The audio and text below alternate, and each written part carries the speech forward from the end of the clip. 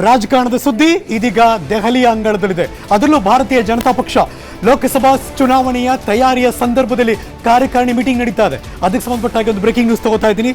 2 ದಿನಗಳ ಬಿಜೆಪಿ ಕಾರ್ಯಕಾರಿಣಿ ಇವತ್ತು ಮತ್ತು ನಾಳೆ ಶುರುವಾಗ್ತಾ ಇದೆ. Breaking news.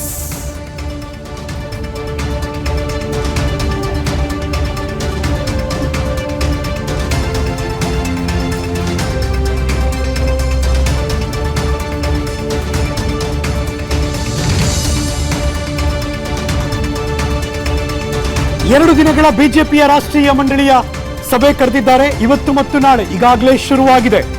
ರಾಷ್ಟ್ರೀಯ ಮಂಡಳಿಯ ಸಭೆಯನ್ನು ಉದ್ಘಾಟನೆ ಮಾಡಿದ್ರು ಪ್ರಧಾನಮಂತ್ರಿ ನರೇಂದ್ರ ಮೋದಿ ಅವರು. ದೆಹಲಿಯ ಭಾರತ್ ಮಂಟಪದಲ್ಲಿ ಈ ಸಭೆ ಇವತ್ತು ಮತ್ತು ನಾಳೆ. ರಾಷ್ಟ್ರೀಯ ಕಾರ್ಯಕಾರಿಣಿಯಲ್ಲಿ 11,500 ಪ್ರತಿನಿಧಿಗಳು ಭಾಗಿಯಾಗ್ತಿದ್ದಾರೆ. ಇಡೀ ದೇಶದಾದ್ಯಂತ ಲೋಕಸಭಾ ಚುನಾವಣೆಯ ತಂತ್ರಗಾರಿಕೆ ಬಗ್ಗೆ ಸಮಾಲೋಚನೆಯನ್ನು ಮಾಡ್ತಾರೆ.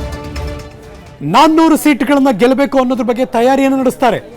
400+ ಕ್ಷೇತ್ರ ಗೆಲ್ಲೋದಕ್ಕೆ ರೆಡಿ ಮಾಡ್ತಿದ್ದಾರೆ. ಬ್ಲೂ ಪ್ರಿಂಟ್ ನೀವು ನೋಡ್ತಿರುವಂತಹ ದೃಶ್ಯ. ದೆಹಲಿಯ ಭಾರತ್ ಮಂಟಪ ಸಭಾಂಗಣದಲ್ಲಿ 11,500 ಪ್ರತಿನಿಧಿಗಳು ರಾಷ್ಟ್ರೀಯ ಮಂಡಳಿ ಸಭೆಯನ್ನು ಉದ್ಘಾಟನೆ ಮಾಡಿದ್ರು ಸನ್ಮಾನ್ಯ ಪ್ರಧಾನಮಂತ್ರಿ ನರೇಂದ್ರ ಮೋದಿ ಅವರು. ಕರ್ನಾಟಕದಿಂದ 530 ಬಿಜೆಪಿ ಕಾರ್ಯಕರ್ತರು ಈ ಕಾರ್ಯಕಾರಿಣಿಯಲ್ಲಿ ಭಾಗಿಯಾಗಿದ್ದಾರೆ. ಲೋಕಸಭಾ ಚುನಾವಣಾ ತಂತ್ರಗಾರಿಕೆ ಬಗ್ಗೆ ಸಮಾಲೋಚನೆ ನಡೆಸ್ತಾರೆ. ನಾಳೆ ಬಿಜೆಪಿಯ ರಾಷ್ಟ್ರೀಯ ಮಂಡಳಿಯ ಸಭೆಯಲ್ಲಿ ನರೇಂದ್ರ ಮೋದಿ ಅವರು ಭಾಷಣ ಕೂಡ ಮಾಡ್ತಾರೆ. Let's go.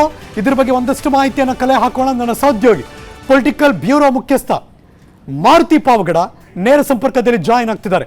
ಮಾರುತಿ ನಮಸ್ಕಾರ. Very good afternoon. ಲೋಕಸಮರದ ಸಮರಾಭ್ಯಾಸದಲ್ಲಿ ಈ ಕಾರ್ಯಕಾರಿಣಿ ಎಷ್ಟು ಮಹತ್ವ ಪಡ್ಕೊಳ್ಳುತ್ತೆ? Harish Nagaraj, very good afternoon. Lok Sabha ಚುನಾವಣೆಗೆ ಇನ್ನೇನು ಕೇವಲ 2 ತಿಂಗಳು ಅಷ್ಟೇ ಬಾಕಿ ಇದೆ. ಹೀಗಾಗಿ ಇಡೀ ದೇಶಾದ್ಯಂತ ಯಾವ ರೀತಿಯಾಗಿ ಇನ್ನಷ್ಟು ಸಂಘಟನಾತ್ಮಕವಾಗಿ ಚುರುಕಾಗಬೇಕು ಅನ್ನುವಂಥದ್ದು, ಜೊತೆಗೆ ಆಯಾಯ ಲೋಕಸಭಾ ಕ್ಷೇತ್ರಗಳಲ್ಲಿ ಆಯಾಯ ರಾಜ್ಯಗಳಲ್ಲಿ ಏನು ವಿಚಾರಗಳನ್ನು ಹೆಚ್ಚು ಪ್ರಸ್ತಾಪ ಮಾಡಬೇಕು ಅನ್ನುವಂಥ ಒಂದು ನಿರ್ಧಾರ ಮಾಡುವ ಸಲುವಾಗಿ ಈ ಒಂದು ದೆಹಲಿಯಲ್ಲಿ ನಡೀತಾ ಇರುವಂತಹ ಬಿಜೆಪಿಯ ಕಾರ್ಯಕಾರಿಣಿ ಬಹಳಷ್ಟು ಮಹತ್ವವನ್ನು ಪಡ್ಕೊಂಡಿರುವಂಥದ್ದು. ಹೀಗಾಗಿ ಇಡೀ ದೇಶದ ಚಿತ್ತ ಈಗ ದೆಹಲಿ ಹತ್ತ ನಟ್ಟಿದೆ.